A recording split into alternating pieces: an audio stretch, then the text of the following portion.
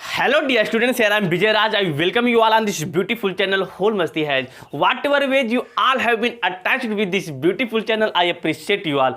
In today's video, we will talk about वास्तविक संख्या in English real number.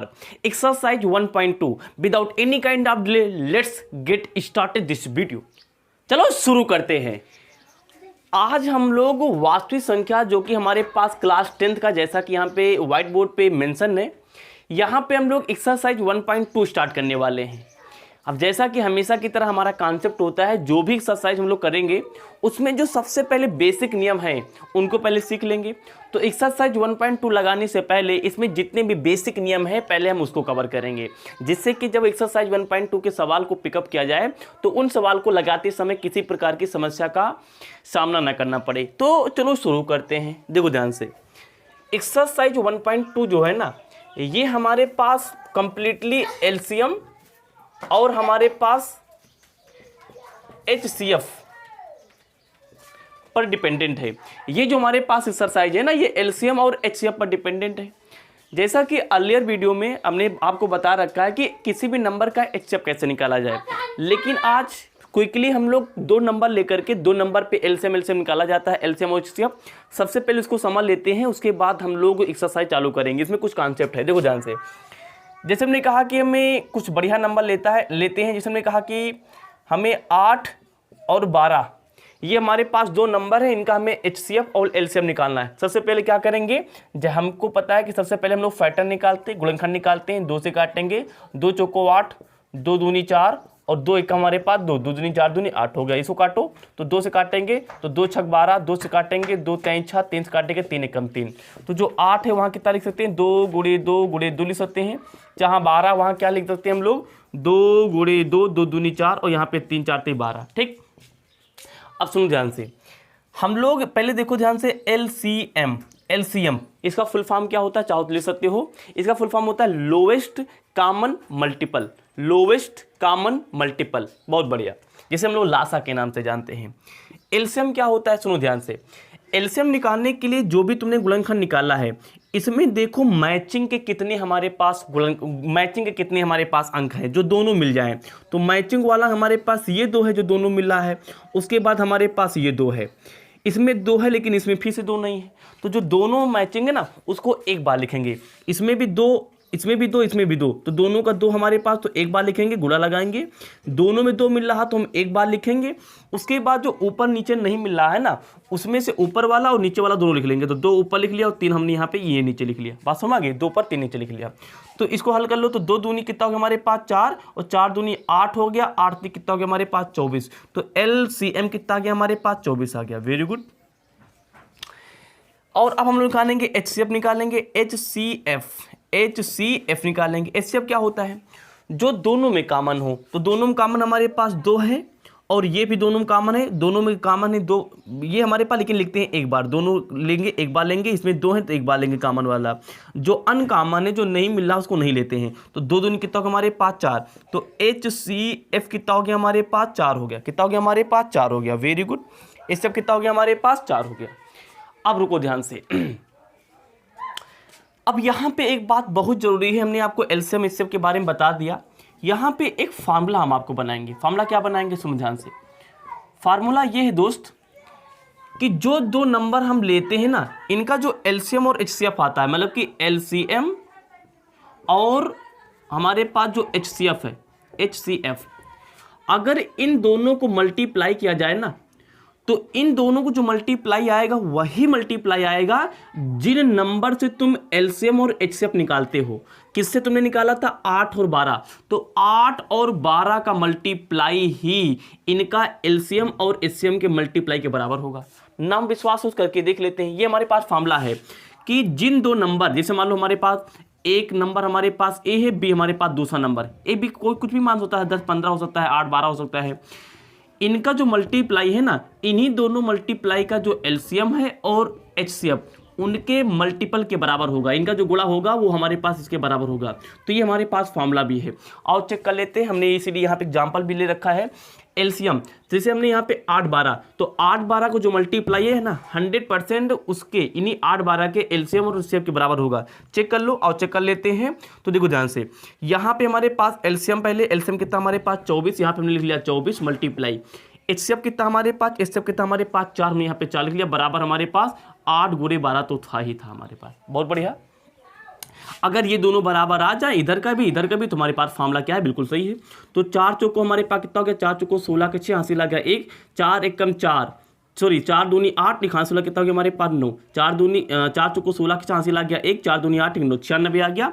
और यहाँ पे देख लो 12 × 96 होता ही होता है। हाय 12 × क्या होता है हमारे पास 96। भाई 8 दूनी 16 का 6 हमारे पास आ गया, हासिल आ गया 1, 8 कम 8 9, 96। तो देखो ध्यान से 96 बराबर 96 बराबर कितना आ गया हमारे पास 96।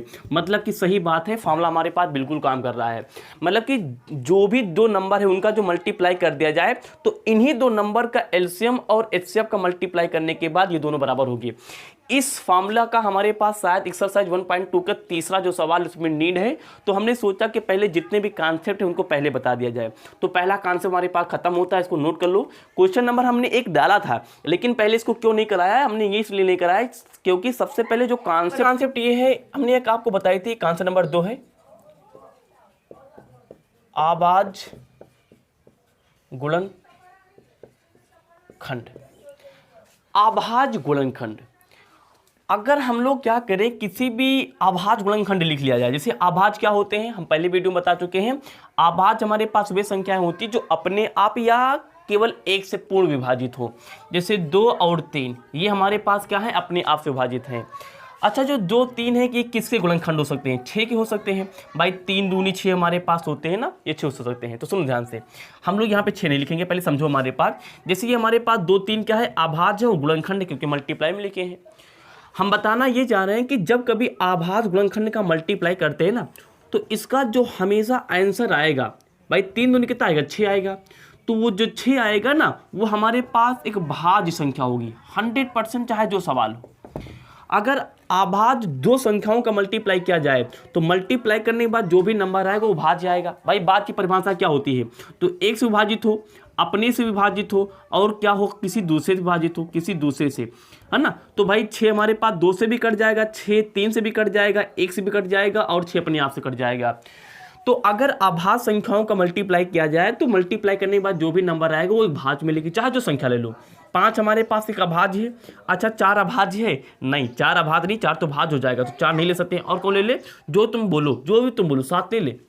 भाई 7 अपने आप से कटेगा तो 1 से कटेगा, 5 अपने आप से कटेगा तो 1 से कटेगा। मल्टीप्लाई करो, 7 पति कितना आ गया हमारे पास, 35 आ गया। अभी जो 35 होगा ना, ये हमारे पास, ये कहाँ, यहाँ पे क्या चल रहा है हमारे पास, भाज्य चल रहा है। ये हमारे पास ये भाज्य संख्या होगी, सही बात है। 35 1 से कट जाएगा, 35 अपने आप से कट जाएगा, और ये 35 7 से भी कट जाएगा, 5 से भी कट जाएगा, किसी दूसरे भी कटेगी, हमारे पास क्या है, भाज्य। चाहे जो संख्या ले लो। चलो एक एग्जाम्पल लेते हैं, हमने क्या किया, यहाँ पे 7 ले लिया और यहाँ पे हमने 2 ले लिया। 7 दूनी कितना आएगा हमारे पास, 14 आएगा। 14 हमको पता है कि 14 क्या होगा, अपने आप से कटेगा, 1 से कटेगा, 2 से भी कट जाएगा, 7 से भी कट जाएगा। तो ध्यान से देखो कि अगर हमारे पास आभाज गुणनखंड ले लिया जाए तो इनका अगर मल्टीप्लाई किया जाए तो हमारे पास क्या आएगा, एक भाज्य संख्या आएगी। कितना आएगी हमारे पास, भाज्य संख्या आएगी। ये भी कॉन्सेप्ट है, ये भी हम लोग सवाल देखने वाले हैं। कॉन्सेप्ट नंबर 3 समझते हैं, उसके बाद हम खूबसूरती के साथ में अपने वीडियो की शुरुआत करते हैं, मतलब कि एक्सरसाइज शुरुआत करते हैं। देखो ध्यान से, कॉन्सेप्ट नंबर 3 क्या है, ये इंपॉर्टेंट, ये बेहतरीन तरीके से समझो क्या है। देखो ध्यान से, जैसे हमने कहा कि जैसे मान लो कि हमारे पास यहाँ पे कुछ गुणनखंड लिखे हैं। जैसे हमने कहा कि 2 3 4 और 5, ये हमारे पास लिखा है। मान लो किसी भी n संख्या के गुणनखंड है, मान लो कि n संख्या थी, उसका गुणनखंड निकाला तो ये निकला। अब सुनो ध्यान से, इस गुणनखंड में जितने भी नंबर हैं, 2 है, 3 है, 4 है, 5 है, जितने भी नंबर हैं ना, ये संख्या को हल करने के बाद जो भी आएगा वो इस गुणनखंड में जितने भी नंबर है वो नंबर से अलग अलग भाग भी हो सकता है। मतलब कि पूरा हमारे पास जो है ना, ये इसका जो भी नंबर आएगा, ये नंबर हमारे पास करने के बाद जो भी आएगा, ये 2 से भी कट जाएगा। ये जो n आएगा हमारे पास, ये जो हमारे पास n आएगा ना, ये 3 से भी कट जाएगा, ये जो n आएगा हमारे पास 4 से भी कट जाएगा, ये जो n आएगा हमारे पास 5 भी कट जाएगा। मतलब बताना ये चाह रहे हैं कि अगर किसी भी नंबर का गुणनखंड निकाल लिया जाए तो उस गुणनखंड में जितने भी नंबर बनेंगे ना, वे हमारे पास उन्हीं नंबर से भाग भी पूरा पूरा चला जाएगा ना। मानो देख लो, चलो आओ देख लेते हैं इस सवाल को। तो 2 3 6, 6 चौको 24 और 24 को 5 से मल्टीप्लाई कर दो। 24 को हमने क्या किया, 5 मल्टीप्लाई कर दिया, तो 5 चौको 20, 2 आ गया और 5 दूनी 10 और 2 कितना आ गया, 12 आ गया। कितना आ गया, 120। अब देखो ध्यान से, यहाँ पे 120/2 करो, यहाँ पे सबको 120/3 करो, और यहाँ पे 120 कितना करो हमारे पास 4 करो, यहाँ कितना करो हमारे पास 120 कितना करो हमारे पास 5 करो। देखो सब हमारे पास 2 3 4 5 से कट जाएगा। ये जो गुणनखंड लिखा है 120 का लिखा, हमने क्या बताया था, 120 के गुणनखंड में जितने भी अंक आएंगे वे सारे के सारे उन्हीं अंक से क्या करेंगे, बारी बारी से पूर्ण रूप से भाग भी चला जाएगा ना। तो देख लो, 2 1 2, 60 दूना 120, 3 चौको 12, यहाँ पे आ गया 40, 4 3 12, यहाँ पे आ गया 30, यहाँ पे 5 दूनी 10, यहाँ पे 2 हो गया हमारे 5 चौको 20। तो देखो ध्यान से भाई, 5 दूनी 10 हो गया, हमारे पास 2 बचा, यहाँ होगा 20 और 5 चौको 20 हो गया। देखो सब हमारे पास भाग चला गया ना। तो बात ये समझो, इसका भी यूज है एक्सरसाइज में कि किसी भी संख्या जो गुणनखंड निकालेंगे, उस गुणनखंड में जो भी नंबर होंगे वह उन्हीं नंबर से बार बार डिवाइड भी हो जाएगा। वेरी गुड, इतना बात समझ में आ गई, बहुत बढ़िया। चौथा कॉन्सेप्ट भी समझ लो, ये भी हमारे पास क्वेश्चन मिलेगा। देखो कैसे, अब एक्सरसाइज शुरू करने वाले हैं। अब देखो कैसे, जैसे हमने कहा कि कोई भी संख्या है, अगर इस संख्या का जो इकाई है, इकाई का अंक अगर हमारे पास 0 है, कितना हमारे पास 0 है, तो अगर किसी भी संख्या का इकाई का अंक 0 है ना, तो वह संख्या 100% संख्या, तब यहां पे लिख लेते हैं, तब संख्या 5 से विभाजित होगी। ये 100% है, 100%। किसी भी संख्या का अगर इकाई का अंक 0 हो तो वो 5 से विभाजित होगी। कैसे समझिए, देखो ध्यान से, इकाई मतलब कि इधर वाला अंक, जैसे हमारे पास 10 लिखा है तो इसका इकाई का अंक क्या है, 0 है। 120 लिखा है, इकाई का अंक कितना, 0, इकाई का अंक 0 होना चाहिए। चलो 130 का इकाई का अंक 0 है, 100 इकाई का अंक 0 है, तो सब में इकाई का अंक 0 है ना। हम ये बता रहे हैं अगर इकाई का अंक 0 है तो 100% संख्या 5 से पूर्ण रूप से कट जाएगी। और जहाँ काट देख लो, ये 5 से कट जाएगा। 5 एकम 5, 5 दूनी 10, 5 एकम 5, 5 दूनी 10, यहाँ हो गया हमारे पास 2 और 5 चौको कितना हो गया हमारे पास 20, सब कट जाएंगे। मतलब कि 5 दूनी 10, यहाँ होगा 30 और 5 चौके 30 हो गया। यहाँ पे हमको पता है कि 5 दूनी 10, यहाँ होगा 20, को सबसे 5 से कट गया ना। इसको नोट करो जल्दी से, हम लोग एक्सरसाइज को शुरुआत करते हैं। आपको हमने बेसिक कॉन्सेप्ट जो एक्सरसाइज मिलने वाले थे हमने बता दिया, इसका किस्सा ले सकते हो। आई होप आपने ले लिया होगा, बहुत बढ़िया। जैसा कि आपके स्क्रीन पर दिख रहा होगा कि हमने यहाँ पे एक्सरसाइज 1.2 का एनसीईआरटी की बुक से हमने यहाँ पे पहला क्वेश्चन पिकअप कर लिया है। पहले सवाल को हम लोग पढ़ेंगे। लिखा हमारे पास, निम्नलिखित संख्याओं को आभाज्य गुणनखंड, आभाज्य संख्या क्या होती है आप सभी को बेहतरीन तरीके से पता है। यहाँ पे डालेंगे सोल्यूशन, आभाज्य गुणनखंड यहाँ पे लिखा है। अब जिसको नहीं आता भाई, बहुत गंदी बात। आभाज्य गुणनखंड, आभाज्य गुणनखंड मतलब कि यहाँ पे जो भी संख्या आएगी ना, या तो वो 1 से कटेगी या तो अपने आप से कटेगी। बहुत बढ़िया।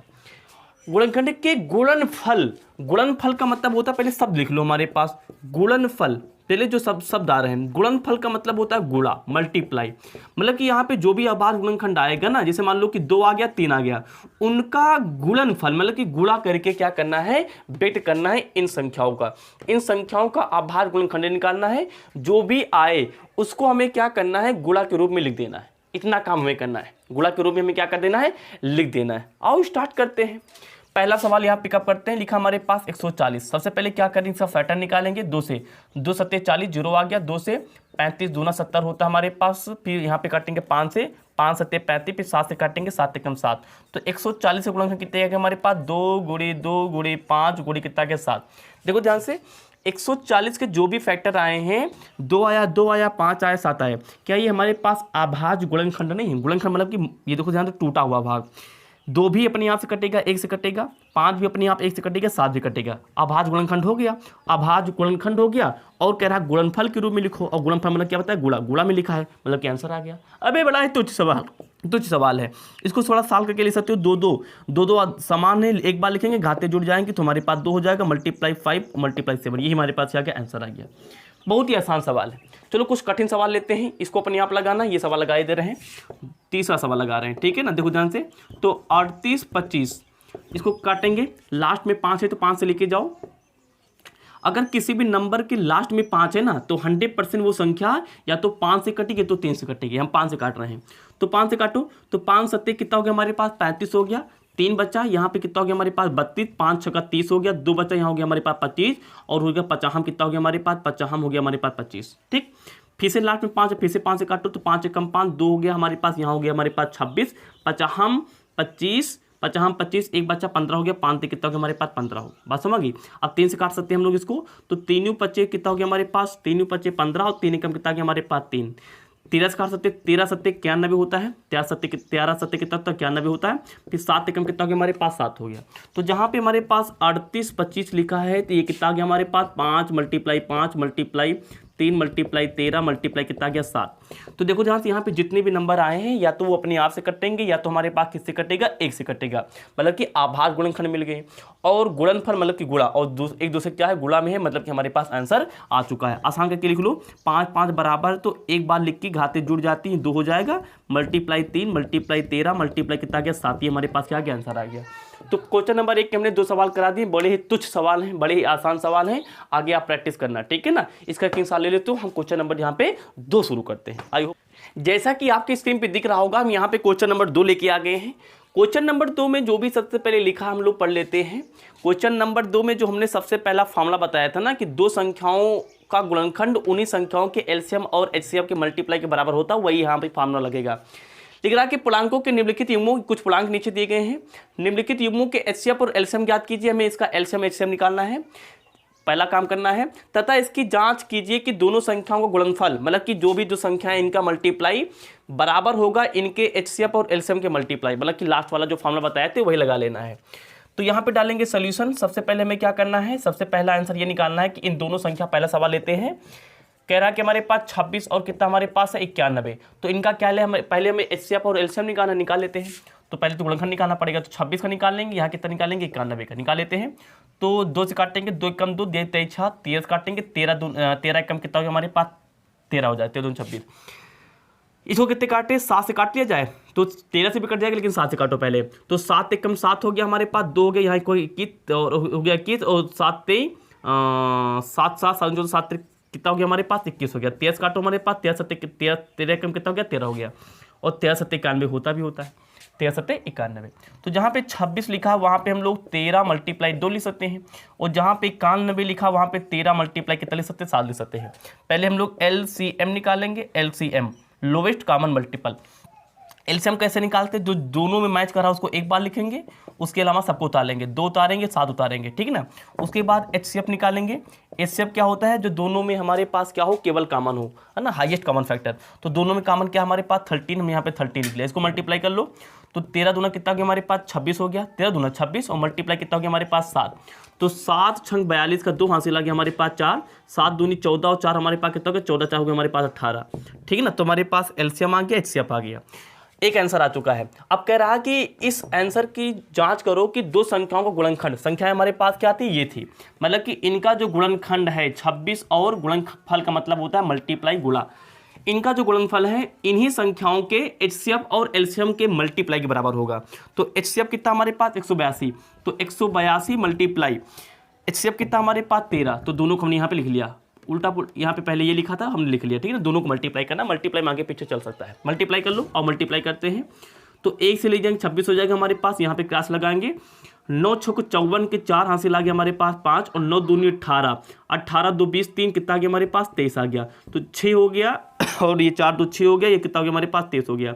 तो 23 66 आ गया हमारे पास, इसको मल्टीप्लाई करेंगे तो 3 दूनी 6 आ गया हमारे पास, और 3 8 3 24 के 4 हासिल आ गया 2, और 3 एकम 3 तो कितना गया हमारे पास 5, मल्टीप्लाई यहाँ पे छोड़ देंगे, और ये हो जाएगा हमारे पास 2, ये हो जाएगा 8, ये हो जाएगा हमारे पास 1, तो 6 ये 4 2 6 8 5 13 का 3, ये हमारे पास आ गया 1 2, तो 23, और यहाँ पे सॉरी यहाँ पे 4 2 6 हो जाएगा, तो 6 4 2 6 हमारे पास, 8 5 13 3 हमारे पास हो गया, एक हासिल वाला, एक कितना हो गया हमारे पास 2। तो ध्यान दो हमारे पास यहाँ पे हमारे पास 23 66 आ गया, बराबर हमारे पास क्या है 23 66 है। तो फॉर्मूला हमारे पास एग्जैक्टली काम कर पा रहा है, मतलब कि दो संख्याओं का मल्टीप्लाई उन्हीं दो संख्याओं के एचसीएफ और एलसीएम के मल्टीप्लाई के बराबर है। दोनों साइड का हमारे पास क्या हो गया, बराबर हो गया। मतलब कि हमारे पास क्या है, इसकी जांच कीजिए, मतलब कि हमारे पास ये क्या है, जांच हो चुका है, मतलब कि हेंस हो चुका है, हेंस प्रूव हो चुका है, मतलब कि प्रकार से सिद्ध हो चुका है। तो इस प्रकार से हमने यहाँ पे पहला सवाल लगा लिया है। आगे सवाल बहुत आसान है, क्या करना, इन दोनों का हमारे पास क्या निकालना, पहले गुणनखंड निकालना, एलसीएम एचसीएम निकालना, इनका मल्टीप्लाई और जितना एलसीएम और एचसीएफ आ जाए दोनों को मल्टीप्लाई करके आंसर निकाल लेना। तो इस प्रकार से हमारे पास यहाँ पे क्वेश्चन नंबर 2 होता खत्म। ठीक है ना, बहुत ही आसान सवाल है, तो सारे सवाल हम नहीं कराएंगे, बार बार कर लेना, वीडियो लंबी हो जाती है ना, तो इसका आप लोग कर सकते हो। तो इसको हम लोग करेंगे रिपीट। क्वेश्चन नंबर 2 हमारे पास होता है यहाँ पे कंप्लीट। जैसा कि आपके स्क्रीन पे लिख रहा होगा, हम लोग यहाँ पे एक्सरसाइज 1.2 का क्वेश्चन नंबर 3 लेके आ गए हैं। क्वेश्चन नंबर 3 बहुत आसान है, इसमें कुछ भी नहीं करना, हमें एचसीएफ और एलसीएम निकाल के रख देना है। कह रहा कि आभास गुणनखंड विधि से, मतलब कि यहाँ पे आभास संख्याएं आएंगी, जब इनका फैक्टर निकालोगे विधि द्वारा निम्नलिखित पूर्णांकों के एचसीएफ और एलसीएम ज्ञात कीजिए। हमारे पास क्या लिखा है, एलसीएम है। और निकाल लेते हैं, क्वेश्चन नंबर फर्स्ट लेते हैं पहले।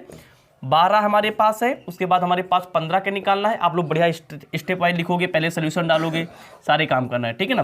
तो 12 हो गया, 15 हो गया, यहाँ कितना निकालेंगे हम लोग, 21 निकालेंगे। आओ, तो 2 से काटेंगे तो 2 छक 12, फिर 2 से काटेंगे 2 तेईस 6, फिर 3 से काटेंगे 3 एकम 3, 5 काटेंगे तो 3 पच्चे 15, और उसके बाद 5 से 5 एकम 5 हो गया। हमारे पास कितना लिखा है, 3 लिखा है। फिर 3 से काटेंगे 3 सत्ते 21, फिर 7 से काटेंगे 7 एकम 7, ठीक है ना। कितना हमारे पास 7 एकम 7। तो जहाँ पे 12 लिखा वहाँ पे 2 मल्टीप्लाई 3 रहेगा, जहाँ पे 15 लिखा वहाँ पे 3 मल्टीप्लाई 5 रहेगा, और जहाँ पे 21 12 15 उसके बाद हमारे पास 21, जहाँ पे 21 लिखा वहाँ पे 3 और मल्टीप्लाई कितना रहेगा 7 रहेगा। तो सबसे पहले क्या निकालेंगे, एलसीएम निकालेंगे। एलसीएम में क्या होता है, जो तीनों मैच करता हो, तो 3 यहाँ 3 यहाँ 3 यहाँ, ये तीनों मैच कर रहा, तो इसको एक बार लिखेंगे, एक बार लिख लिया। उसके बाद 2 यहाँ पे नहीं है, उसके बाद कुछ भी नहीं मैच कर रहा, जो भी कुछ नहीं मैच कर रहा उसको लिख लो। तो यहाँ के डबल 2 हैं, हमने यहाँ पे डबल 2 लिख लिया, मल्टीप्लाई में लिखे जाएंगे।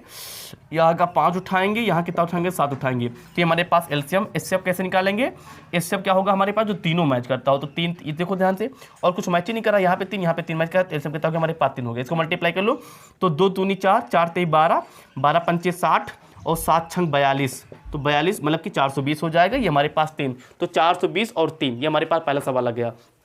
और दूसरा सवाल लगा लेते फटाक से, देखो ध्यान से। दूसरा सवाल बड़ा है, बेहतरीन है भाई। 17 के निकालेंगे, 17 के हमारे पास क्या है, अभाज्य है। अभाज्य अपने आप से कटेगा, अभाज्य संख्या क्या होती है, केवल अपने आप से कटती है, तो 1 से कटती है, तो 17 के हम 17 हमारे पास हो जाएगा। 23 भी हमारे पास, ये सवाल इंटरेस्टिंग है, 23 भी अपने आप से कटेगा, हाय हाय हाय हाय। उसके बाद अगला हमारे पास क्या था, 29 भी क्या होगा, 29 से कम 29 अपने आप से कटेगा। तो जहाँ पे 17 वहाँ पे कितना लिखेंगे हमारे पास, देखो ध्यान से, कुछ बचा ही नहीं हमारे पास। तो यहाँ पे क्या देखो ध्यान से, तो यहाँ पे 17 बच गया, गुणे 1 बच गया। जहाँ पे 23 लिखा वहाँ कितना लिख सकते हैं हम लोग, 17 को 1 से मल्टीप्लाई कर सकते हो। जहाँ 23 लिखा वहाँ पे 23 मल्टीप्लाई 1 लिख सकते हैं। जहाँ पे कुछ भी ना रहा करे ना गुणनखंड, वहाँ पे 1 मान लिया करो। उसके बाद 29 जहाँ लिखा वहाँ कितना लिख लेंगे हम लोग, 29 गुणे कितना लिख लेंगे, 29 गुणे 1 लिख लेंगे। और पहले निकालते हैं एलसीएम। एलसीएम क्या होता है, जो तीनों मैच कर रहा हो, तीनों में 1 मैच कर रहा हो। उसके बाद हमारे पास एक बार लिखेंगे और सब उतार डालेंगे, 17 उतारेंगे, 23 उतारेंगे, उसके बाद कितना उतारेंगे, 29 उतारेंगे। अब एचसीएफ क्या होता है, जो तीनों कॉमन हो। तीनों में कौन कॉमन है, 17 नहीं भैया, 23 नहीं भैया, 29 नहीं भैया, 1 1 1। तो एलसीएम एचसीएफ कितना आएगा हमारे पास, 1 आएगा। इसको मल्टीप्लाई कर लेना, वही हमारे पास क्या होगा, एलसीएम हो जाएगा। अगला सवाल आपके लिए, आप इसको करना। इसका किस साल ले सकते हो, आपके स्क्रीन पे क्वेश्चन नंबर 4 आ गया है, सवाल पढ़ो, उसमें यही पे फॉर्मूला लगाना है। कौन सा फॉर्मूला लगाना है हम बता चुके हैं, सोल्यूशन डालो पहले, फॉर्मूला ये लगाना है, इसीलिए हमने पहले बेसिक बता दिया है। 2 संख्याएं होंगी, इन दोनों संख्याओं का जो मल्टीपल होगा ये बराबर होगा इन्हीं के एचसीएफ और इन्हीं के हमारे पास एलसीएम के। बात समझ में आ गई, ये फॉर्मूला लगाना है। तो कह रहा है हमारे पास कि एचसीएफ इन 2 संख्याओं का 9 दिया गया, तो हमें एलसीएम निकालना है। फॉर्मूला क्या होता है हमारे पास, फॉर्मूला ये होता है, ये देखो फॉर्मूला लिखा है, 2 संख्याएं होंगी, उनके बाद एचसीएफ बराबर मल्टीप्लाई में एलसीएम होगा। 2 संख्याएं कौन कौन सी, ये हमारे पास ए है, ये हमारे पास क्या है भैया, बी है। तो लिख लो, तो 306 मल्टीप्लाई में हमने 6 5 7 लिख लिया, ठीक, लिख लिया हमने, ठीक, बहुत बढ़िया। उसके बाद 6 5 7। उसके बाद हमारे पास एचसीएफ हमारे पास देखो ध्यान से, इन दोनों संख्याओं का एचसीएफ बराबर कितना लिखा, 9। तो वहाँ मतलब कि जहाँ पे एचसीएफ लिखा वहाँ कितना लिखेंगे हम लोग, 9 लिखेंगे, मल्टीप्लाई इन दोनों संख्याओं का एलसीएम ज्ञात करो। ज्ञात करना मतलब कि एलसीएम को तो ज्ञात ही करना, उसको सेम रखेंगे। तो हमारे पास देखो ध्यान से, ये पूरा हमारे पास, ये पूरा इसके बराबर, ये पूरा इसके बराबर, पहले इसको लिखा जा सकता है। तो 9 मल्टीप्लाई एलसीएम इक्वल टू 306 अपान 6 5 7 आ गया। यहाँ पे एलसीएम निकालना है तो 9 को उधर भेजेंगे, तो बराबर के पहले ये मल्टीप्लाई में उधर जाएगा तो डिवाइड में हो जाएगा, मल्टीप्लाई में डिवाइड में हो जाएगा, तो 306 मल्टीप्लाई 6 5 7 बट्टे कितना हमारे पास 9 हो जाएगा। बात समझ आ गई? बराबर। इसको हल करना रहेगा, कुछ हल करना बचा ही नहीं, तो हल कर लो भैया। देखो कैसे हल करेंगे, तो काट लो इसको, 3 से काटो तो 3 त्रिका 9 आ गया हमारे पास, 3 कम 3 आ गया, 0 लेंगे और 3 दूनी कितना हमारे पास 6 आ गया। ठीक है ना, तो 300 और ये हमारे पास 6, ये हमारे पास शुद्ध आ गया। फिर 3 से कट जाएगा, हाँ 3 से कट जाएगा, 3 कम हमारे पास 3 हो गया, ये 3 त्रिका 9 हो गया हमारे पास, 1 हुआ है 12 और 3 कितना हो गया हमारे पास 12, तो बन गया हमारे पास 34, ये बन गया 6 5 7। तो हम लोग क्या करेंगे एलसीएम, तो एलसीएम हमारे पास कितना आ गया भैया 34 गुणे 6 5 7। 34 को हल भी कर सकते हो, नहीं तो हमारे पास आगे आप लोग कर लेना, 14 कर दे तो 6 5 7 को मल्टीप्लाई करना है 3 4 से कर लो, तो 4 7 चौक 28, 28 के 8 हासिल आ गया हमारे पास 2 और 4 पंचे 20, 2 22 का 2 हासिल आ गया हमारे पास 2, 6 चौको 24, 24 25 26 हमारे पास 26 आ गया मल्टीप्लाई, 3 7 21 के 1 हासिल आ गया 2 हमारे पास, 3 5 15 16 17 के 7 आ गया हासिल आ गया 1 और 3 6 18 के हासिल वाला कितना आ गया हमारे पास 19, तो 8 3 6 दूनी 12 के 13 का 3 हासिल आ गया हमारे पास 1, 10 2 12 और ये हमारे पास आ गया 12 2 हासिल आया 1, ये होगा हमारे पास 2, तो 22 और 33 8 हमारे पास क्या आएगा, इसका हमारे पास आ जाएगा आंसर। ये हमारे पास क्या आ गया, आंसर आ गया। तो एलसीएम हमारे पास इन दो संख्याओं का ये हो जाएगा। इसका अंक के साथ ले सकते हो। क्वेश्चन नंबर 4 होता है यहाँ पे कंप्लीट। जैसा कि आप के स्क्रीन पे यहाँ पे एक्सरसाइज 1.2 का हमारे पास क्वेश्चन नंबर 5 आ गया होगा। अब सुनो ध्यान से, ये जो क्वेश्चन नंबर 5 है ना, इसको इंपॉर्टेंट डाल के अपने कापी पे लिखो, ये आएगा बोर्ड एग्जाम में, डेफिनेटली आएगा। आओ देखते सवाल क्या कर रहा है। कह रहा है कि जांच कीजिए कि क्या किसी प्राकृत संख्या, यहाँ पे डालो सोल्यूशन। हमारा कॉन्सेप्ट है सबसे पहले जो भी शब्द है उसको समझाओ। यहाँ पे लिखा हमारे पास प्राकृत संख्या, प्राकृत संख्या कंफ्यूजन के लिए लिखा है। ये प्राकृत जो संख्या है ना, एक्चुअली ये प्राकृतिक संख्या ही है। हमने आपको प्राकृतिक संख्या पढ़ा चुके हैं ना। प्राकृतिक संख्या, प्राकृतिक संख्या क्या होती है, जो काउंटिंग वाले नंबर होते हैं, मतलब कि जो हमारे पास 1 है 2 है 3 है डॉट डॉट डॉट डॉट, है ना। तो कह रहा है कि किसी प्राकृत संख्या n के लिए, मतलब कि यहाँ पे प्राकृतिक संख्या नहीं दी गई है, जो हमारे पास संख्या होती है ना, इसको n दिया गया, मतलब कि डॉट डॉट n तक चला गया कि कोई प्राकृतिक संख्या n लेना है। n के लिए संख्या, यहाँ पे n के लिए संख्या 6 पावर n, और जो हमारे पास यहाँ पे गिवन है, हमारे पास गिवन क्या है, पहले सब कुछ लिख लो। गिवन हमारे पास 6 पावर n है, ठीक है ना। और जहाँ पे कह रहा है कि जो n हमारे पास है, n हमारे पास क्या है, वहाँ पे लिखा भी देखो प्राकृतिक संख्या n हमारे पास क्या है, n यहाँ पे n, यहाँ पे जीत सकते हो, जहाँ n हमारे पास क्या है, प्राकृतिक संख्या है ना, प्राकृतिक संख्या। तो कह रहा है कि 6 पावर n अंक 0 पर समाप्त हो सकती है। अब इसको विस्तार समझो क्या बोलने जा रहे हैं। सवाल ये कह रहा है कि अगर मान लो हमारे पास एक कंडीशन दी गई है 6 की पावर n, अगर यहाँ पे n का मान प्राकृतिक संख्या 1 रखा जाए, 2 रखा जाए, 3 रखा जाए, 4 रखा जाए और 5 रखा जाए, तो हमें बताना है कि रखने के बाद इसको हल करेंगे। जो भी नंबर आएगा, मान लो कि हमने यहाँ पे क्या किया, 6 की पावर n को, जैसे मान लो हमारे पास यहाँ पे 6 पावर n को हमने यहाँ पे हल किया, ये हमारे पास क्या है, यहाँ पे मान लो इसको हम हल किया। तो कह रहा कि हल करने के बाद यहाँ पे हमारे पास अगर वो अंक 0 पे समाप्त होती, मतलब कि 0 का समाप्ति वाला अंक ये होगा, आगे कुछ ना कुछ यहाँ पे नंबर होगा, यहाँ पे नंबर होगा। अच्छा, ये कौन सा अंक है हमारे पास, ये हमारे पास इकाई अंक है कि नहीं, हमारे पास इकाई अंक है। Very good. तो कह रहा है कि अगर 0 इकाई अंक पे खत्म होता है पर समाप्त होगा या नहीं, है ना, मतलब कि जान के क्या समाप्त हो सकती है। हमें बताना कि क्या इसको खोला जाए, जहाँ पे n का मान इसमें से कुछ भी रख दिया जाए, तो क्या ये 0 पे खत्म होगी, हमें ये बताना है। 6 की पावर n में अगर n का मान 1 रखें, 2 रखें, 3 रखें, इसको हल करें, तो हमें बताना क्या इसका मान हल करने के बाद जो भी आएगा, क्या वो इकाई का अंक 0 पे खत्म होगा, हमें ये बताना है। आओ समझते कैसे करेंगे, बोर्ड एग्जाम में कैसे लिखना है, देखो ध्यान से कैसे बताना है। पहली बात तो ये लिखो पहले, यदि, ऐसे बोर्ड एग्जाम में लिखना है, यदि कोई संख्या 0 पर खत्म होती है तो वह 5 से पूर्ण विभाजित होगी। ये बात तो वीडियो की स्टार्टिंग में बात के बता के आए हैं। अगर कोई भी संख्या 0 पे खत्म होती है, जैसे 0 हमने एग्जाम्पल दिया था, 0 पे खत्म होती है तो 100% वो 5 से क्या होगी, विभाजित होगी। बहुत बढ़िया। तो अगर ये हमारे पास 0 पे खत्म हो रहा, 5 से विभाजित होगी, बहुत बढ़िया। तब 5 विभाजित होगी, ऐसे बोर्ड एग्जाम में लिखे आना है। तब 6 की पावर n। अच्छा, ये जो 6 की पावर n है इसको हम लोग ऐसे लिख सकते कैसे, 2 × 3 की पावर हमारे पास n। देखो ध्यान से भाई, 2 3 6, फिर से हमारे पास 6 की पावर n बन जाएगा, ऐसे लिख सकते हैं। तो देखो ध्यान से 6 की पावर n के गुणन खंड में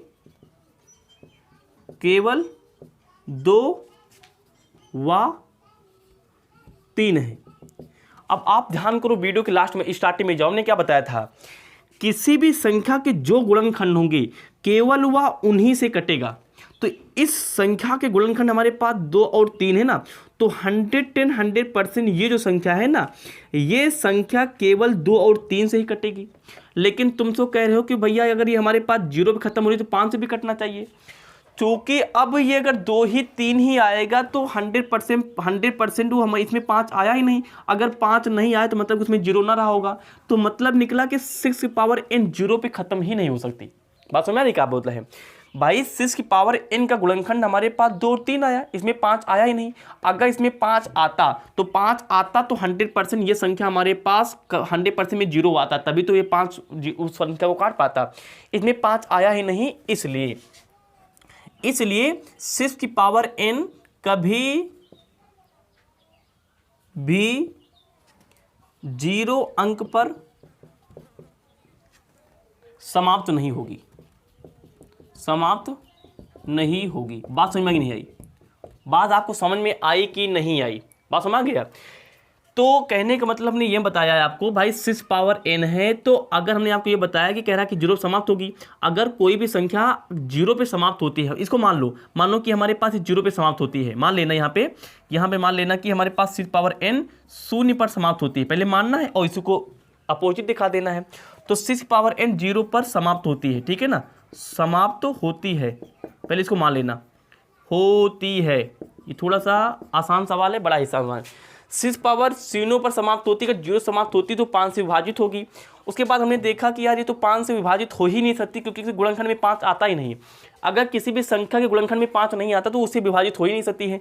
अगर वो उससे विभाजित नहीं होगी तो जो हमने माना था वो नहीं होगा। हमने माना था कि 0 पे समाप्त होगी, तो 0 समाप्त हुई, क्योंकि 5 ही नहीं आया, तो हम लोग साफ साफ लिख लेंगे कि x की पावर जो हमारे पास n है कभी भी 0 अंक पर समाप्त नहीं होगी। फिर से बात समझो, हमने माना कि 6 की पावर n 0 पर समाप्त हो सकती है। अगर ये 0 पर समाप्त होगी तो 100% 5 से विभाजित होगी। तो हमने देखा 6 पावर n के गुणनखंड क्या थे, तो गुणनखंड में केवल 2 3 आता है। अगर 2 3 आया तो केवल 2 3 से ही कटेगा, 5 से कट ही नहीं सकता। अगर ये 5 से कट नहीं सकता तो 0 कभी आ ही नहीं सकता। तो हमारे पास जो माना था उसके अपोजिट हो गया। इसका मतलब कि 6 पावर n अंक हमारे पास कभी भी हमारे पास 0 इकाई अंक पे खत्म नहीं होगी। ये तो बोर्ड एग्जाम में लिखना है, हमेशा दिमाग में ये बात कैसे रखी जाए। आओ तुमको हम इसका प्रमाण देते हैं। ऐसा क्यों है भाई, n का मान 1 2 3 4 5 डॉट डॉट डॉट कुछ भी हो सकता है यहाँ पे, है ना, क्योंकि ये प्रातिक संख्या है। आओ देखते हैं 6 का मान अगर यहाँ पे n लिखा है, जैसे मान लो कि हमने यहाँ पे 6 n का मान 1 लिया है तो कितना आएगा, 6 आएगा। देखो यहाँ पे 0 आया, इकाई अंक नहीं आया। n का मान 2 लिया, 6 कितना आएगा, हमारे पास ऊपर वाली संख्या ये बताती है कि नीचे वाली का उसी के साथ में कितनी बार मल्टीप्लाई। तो ऊपर 2 मतलब कि 6 का 2 बार मल्टीप्लाई, 6 कितना आएगा हमारे पास 36 आएगा। देखो लास्ट में 0 आया, नहीं आया है। 3 लेंगे इनका मान, तो 6 का 3 बार गुणा, 1 बार 2 बार और 3 बार। 6 का 3 बार गुणा करते तो 216 आता है। कितना आता हमारे पास, 216 आता है। लास्ट में 0 आया, नहीं आया है। यहाँ पे नीचे देख लो, इसको यहाँ पे बंद कर लो, ऐसे नीचे देख लो हमारे पास 6 की अब की इनका मान 4 ले लो, तो 4 बार गुणा, 1 बार 2 बार 3 बार 4 बार, कितना आएगा, ये आता हमारे पास 1296 आएगा। आप लोग कर लेना, ये कितना आएगा हमारे पास 1296 आएगा। तो ध्यान से 1296 क्या हमारे पास इकाई का अंक, लास्ट का अंक बताना है। लास्ट का अंक हमारे पास मतलब कि इकाई का अंक क्या 0 आया, नहीं आया। और अच्छा 5 ले लेते हैं, तो 5 लेंगे मतलब कि 6 का 5 बार गुणा, 1 बार 2 बार 3 बार 4 बार और 5 बार, 1 2 3 4 5, कितना आएगा हमारे पास, ये हमारे पास आता है दोस्त 7 7 7 6, ट्रिपल बार 7 आता है, उसके बाद 6 आता है, मतलब कि 7776 हमारे पास आएगा। देखो ध्यान से, हमारे पास 0 कभी खत्म हो रहा नहीं हो रहा है। एक बात और सुनो, अगर 6 की पावर में घात चाहे जितनी हो, इसका इकाई का अंक हमेशा 6 ही आएगा। बिल्कुल 6 की पावर n में यहाँ पे n का मान जो ही हो, इकाई अंक इकाई अंक को हमेशा कितना होगा भैया 6 ही होगा, चाहे तुम जो खोल लो। हमने यहाँ पे 5 तक खोल के दिखाया, देखो सब में 6 आ रहा ना, लास्ट में सब में 6 आ रहा। आप यहाँ पे 6 रखना, तब भी यहाँ पे लास्ट में इकाई अंक 6 ही आएगा। तो ये तो यहाँ से भी प्रूव होता है, लेकिन हमें लिख के बताना, तो हमने यहाँ पे लिख के किताब वाली लैंग्वेज आपको बता दी। तो कहने मतलब कि यहाँ पे हमारे पास सवाल होता है कंप्लीट। आई होप हम आपको ये समझाने में सफल रहे हैं। इसका स्क्रीनशॉट ले लो। क्वेश्चन नंबर 6 से देखते हैं। जैसा कि आपके स्क्रीन पे दिख रहा होगा, हम यहाँ पे क्वेश्चन नंबर 6 लेके आ गए हैं। ये भी at the same time very important question है, थोड़ा सा बढ़िया एक लॉजिकल क्वेश्चन, इसको लगाने में मजा आएगा। अभी तक तो बड़े ही बहुत ही भाई मेरा तो मन नहीं कर रहा था, लेकिन लगवाना तो था ही। ये सवाल थोड़ा सा बढ़िया, ये थोड़ा सा लॉजिक वाला क्वेश्चन क्या है, आओ पढ़ते हैं। कह रहा कि व्याख्या कीजिए कि 7, यहाँ ध्यान देखो, यहाँ से लेकर यहाँ तक मल्टीप्लाई चिन्ह लगा है, उसके बाद प्लस लगा है। इसमें भी यहाँ से लेकर के यहाँ तक का मल्टीप्लाई चिन्ह लगा, उसके बाद प्लस लगा है ना। 7 6 5 4 3 2 1, फिर प्लस का हमारे पास 5 है, बीच में क्या लगा है, मल्टीप्लाई लगा है। तो कह रहा है कि व्याख्या कीजिए कि 7 × 11 × 13 प्लस का 13 और 7 × 6 × 5 × 4 × 3 × 2 × 1 प्लस का 5 भाज्य संख्याएं क्यों हैं। सॉल्यूशन डालो पहले। अच्छा, क्वेश्चन के मन में ये भावना क्यों उठी कि इसे भाज्य संख्या बताना है। क्वेश्चन के मन में ये भावना इसलिए उठी कि इसे भाज्य संख्या दिखाना है, क्योंकि क्वेश्चन में भाज्य संख्याओं में नहीं, इस क्वेश्चन हमारे पास अभाज्य संख्याओं से बनी है। ये पहला वाला पूरा अभाज्य संख्या। देखो क्यों, क्योंकि यार भाई अभाज्य संख्या क्या होती है, जो अपने आप और 1 से कटे। 7 भी अपने आप 1 से कटेगा, 13 भी अपने आप 1 से कटेगा, 11 भी अपने आप से कटेगा। तो अपने आप में तो ये अभाज्य है, लेकिन क्वेश्चन कह रहा है कि ये हमारे पास भाज्य संख्याएं क्यों हैं। ये भाज्य भी हैं, लेकिन ये क्यों है हमें ये प्रूव करके बताना है। ये हमें क्यों है ये प्रूव करके बताना है। तो यहाँ पे एक्चुअली सवाल में 2 पार्ट हैं। पहले इसको प्रूव करके दिखाना है कि अगर अभाज्य होते हुए भाज्य क्यों है। इसके बाद ये हमारे पास अभाज्य होते हुए भाज्य क्यों है। 2 पार्ट हैं। तो सबसे पहले पार्ट यहाँ पे 1 लेंगे, सोल्यूशन में पार्ट 1 लेंगे। तो 7 × 11, बात समझ आ गई, मल्टीप्लाई हमारे पास 13 और प्लस क्या है हमारे पास 13। अब सुनो ध्यान से। अब इस सवाल लगाने के हम तुमको बेहतरीन 2 तरीके बताएंगे। पहला तरीका क्या है, देखो पहला तरीका क्या है। पहला तरीका जो हम वीडियो के लास्ट में स्टार्टिंग में बता क्या है, हमने क्या बताया था, इसीलिए हमने स्टार्टिंग में सब कुछ बता दिया इसके बारे में क्या बताया था। अब वहाँ पे काम आने वाला। देखो ध्यान से, यहाँ पे ये देखो और ये देखो, ये पूरा हमारे पास एक फलन है। मल्टीप्लाई में चाहे जो मान लिखा वो हमारे पास एक फलन होता है, और प्लस माइनस के बीच में दूसरा मान होता है। तो यहाँ से यहाँ तक हमारे पास एक मान है, ये हमारे पास दूसरा मान है। यहाँ पे देखो और यहाँ पे देखो, दोनों में 13 कॉमन है, तो 13 कॉमन कर लेंगे। कुछ लोग बोलेंगे सर ये मल्टीप्लाई, अरे भैया मल्टीप्लाई से कोई मतलब नहीं, पूरा हमारे पास एक है। तो यहाँ पे 13 मल्टीप्लाई है, बाहर ले लेंगे। तो 13 बाहर ले लिया। यहाँ कितना बचा हमारे पास 7 बचा, यहाँ कितना बचा हमारे पास 11 बचा, 13 पूरा चला गया। यहाँ कितना बचेगा 1 बचेगा, प्लस का हमारे पास 13 चला, कितना बचेगा हमारे पास 1 बचेगा। तो 13 यहाँ से 11 7 77, 77 कम 77, 77 आ गया हमारे पास। और प्लस का कितना हमारे पास है, प्लस का 1 है, 77 1 78 हो गया। तो 13 यहाँ कितना आ गया हमारे पास 78 हो गया। अब ये 13 78 को हम लोग भाई 13 और 78 क्या हमारे पास एक दूसरे के मल्टीप्लाई में है ना, मल्टीप्लाई में। बहुत बढ़िया। अब देखो यहाँ पे आंसर आ चुका है। हाँ आंसर आ चुका है। कैसे, हमने आपको ये बताया था कि जब कभी भी 2 गुणनखंड हमारे पास मल्टीप्लाई में लिखे हों और वे गुणनखंड किसी दूसरी संख्या से कट जाएं, भाई 13 से नहीं कटेगा, 13 से नहीं कटेगा, मान लिया 13 नहीं कटेगा, लेकिन 78 तो कट जाएगा ना भाई। ये 2 से भी कट जाएगा, 2 3 6 और ये हमारे पास 1 2 9 18, 2 3 6 और 2 9 18 हमारे पास देखो 2 से भी कट गया। 78 अपने आप से भी कट गया, 78 78 अपने आप से भी कट गया, 1 से भी कट गया, और ये हमारे पास देखो 2 से भी कट गया, और ना किसी संख्या से कट जाएगी। तो हमने स्टार्टिंग बताया था कि इसे 2, हमको याद है 2 3 4 और 5, इसका मल्टीप्लाई कितना आया था, शायद 216 आया था, शायद मान लेते हैं, हमको कंफर्म नहीं है, देख लो। अच्छा, तो 2 3 6 और 6 चौको 24, और यहाँ पे 24 और ये 24 और 5 का मल्टीप्लाई करना था, 24 और 5 का मल्टीप्लाई। तो ये कितना हो जाए हमारे पास, 5 चौको 20, इतना नहीं आएगा। 5 चौको 20 का 0 हासिल आ गया 2, 5 दूनी 10, तो कितना के हमारे पास 12, मतलब कि 120 आया था ना। तो हमने क्या बताया था, अगर ये हमारे पास है तो ये पूरी संख्या हमारे पास 2 से भी कटेगी। पूरी संख्या हमारे पास हमने बताया था ना बारी बारी, ये हमारे पास 2 से भी कटेगा, ये हमारे पास कितने कटेगा, 3 से भी कटेगा, 4 से भी कटेगा, 5 से भी कटेगा। कटे नहीं कटे हमने बताया था। तो यहाँ भी मल्टीप्लाई में है, तो भैया अगर मल्टीप्लाई में तो ये जितना भी मान आएगा, ये मान लो इसका मल्टीप्लाई कुछ भी आता है, मान लिया कि हमारे पास n आता है, कितना आता है हमारे पास n आता है, तो 100% वो 78 से कट जाएगा। 78 से कट जाएगा, 78 तो कटेगा।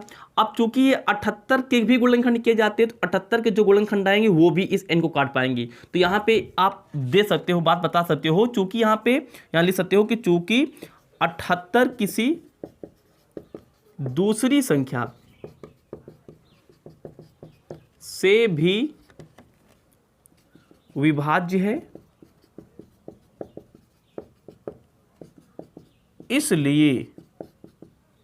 इसलिए 7 मल्टीप्लाई 11 मल्टीप्लाई 13 प्लस का 13 एक भाज्य संख्या होगी। ये रीजन दोगे आप। आई होप आपने आपको समझा दिया। अच्छा, इस सवाल को लगाने का दूसरा भी तरीका है। ये फर्स्ट था, अगर ये ना समझ में आए तो इसको समझ लो। कैसे, देखो ध्यान से। लिखा था 7 मल्टीप्लाई 11 मल्टीप्लाई 13 प्लस हमारे पास 13। पहले क्या करो, जो मल्टीप्लाई में दिया है सबको मल्टीप्लाई कर दो। 11 सत्ते कितना आ गया हमारे पास, 77 आ गया। और मल्टीप्लाई में कितना लिखा हमारे पास, 13, और प्लस हमारे पास 13 है। इसको मल्टीप्लाई करो तो 3 से 7 21 का 1 आ गया हमारे पास, हासिल आ गया 2, और 3 7 21 22 23 हमारे पास यहाँ पे आ गया। और 77 एकम कितना हो हमारे पास, 77 हो जाएगा। यहाँ पे 7, यहाँ पे कितना लिख लिया हमने, 7 लिख लिया। तो ये हो गया हमारे पास 1 हो गया, ये हमारे पास 7 3 10 का 0 हो गया हमारे पास, हासिल लगा 1। और ये हो गया 8 1 7 1 8 8 जो कितना हो गया हमारे पास 10 हो गया। कितना आ गया हमारे पास, 1001 हो गया। 1001 में हम लोग क्या करेंगे, 13 लास्ट में चला इसको जोड़ देंगे। तो जोड़ लो, तो यहाँ पे 3 और यहाँ पे 1, 3 कितना गया हमारे पास, 4 आ गया, है ना। 4 आ गया हमारे पास, वेरी गुड। 4 आने के बाद हमारे पास देखो 4 आ गया। उसके बाद हमारे पास यहाँ पे ये हो गया। उसके बाद 0 और 1 को जोड़ेंगे, 1 और 0 कितना हो गया हमारे पास, 1 हो जाएगा। उसके बाद 10 हमारे पास कितना गया हमारे पास, 10 14 आ गया। तो क्वेश्चन नंबर 2 भी करा देते हैं। स्क्रीनशॉट आपने ले लिया होगा, बहुत बढ़िया। तो भैया वीडियो बनाने में बहुत मेहनत लग रही है, 1 घंटे से हम आपके लिए वीडियो बना रहे हैं। तो अगर आपको अच्छी लग रही हो तो प्लीज़ लाइक कर देना वीडियो को।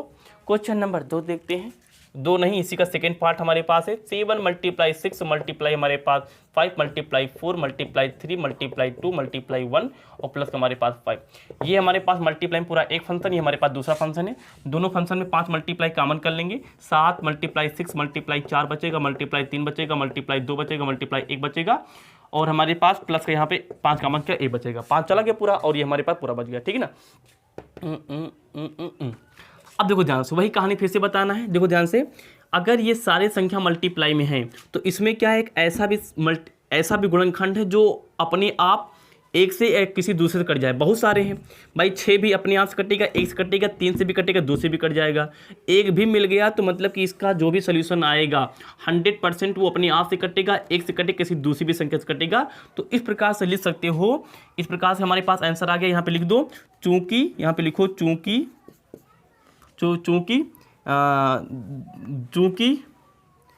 दिए गए मान, यहाँ पे आंसर लिख सकते हो, दिए गए मान में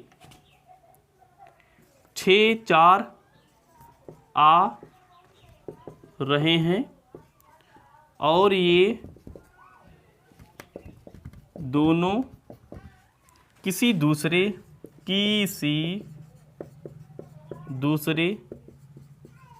संख्या से भी विभाजित हैं। अपने आप और 1 से तो कट ही जाएंगे, लेकिन किसी दूसरे भी विभाजित हैं। अतः अगर ऐसा है तो हम लोग क्या हो जाएगा, अतः। तो ये किसकी पहचान होती है, जो कि अपने आप से कट जाए, किसी दूसरी कट जाए, 1 से कट जाए, किसकी पहचान होती है। अतः यह एक क्या है, भाज्य की पहचान होती है, भाज्य संख्या है। तो इस प्रकार से हमारे पास क्वेश्चन नंबर 6 होता है कंप्लीट। इसका क्वेश्चन नंबर 7 देखते हैं। क्वेश्चन नंबर 7 बड़ा ही लंबा है, इसको यहाँ पे नहीं लिख सकते हैं। हम आपको बोलेंगे अपने सामने एनसीईआरटी किताब खोल के रख लो, वहाँ पे देखते रहो क्या बोल रहे हैं। कह रहा किसी खेल के मैदान के चारों ओर एक वृत्ताकार पथ है। इस मैदान का एक चक्कर लगाने में सोनिया को 18 मिनट लगते हैं, जबकि इसी मैदान का एक चक्कर लगाने में रवि को 12 मिनट लगते हैं। मान लीजिए वे दोनों एक ही स्थान और एक ही समय पर चलना प्रारंभ करते हैं, एक ही दिशा में चलते हैं। कितने समय बाद वे पुनः प्रारंभिक स्थान पर मिलेंगे। ये सवाल हमारे पास है, किताब खोल रख लो, हम आपको बताते कैसे लगाएंगे। देखो कैसे लगाएंगे। कह रहा कि हमारे पास एक वृत्ताकार पथ है, तो हमने यहाँ पे मान लो एक वृत्ताकार पथ लगा लिया।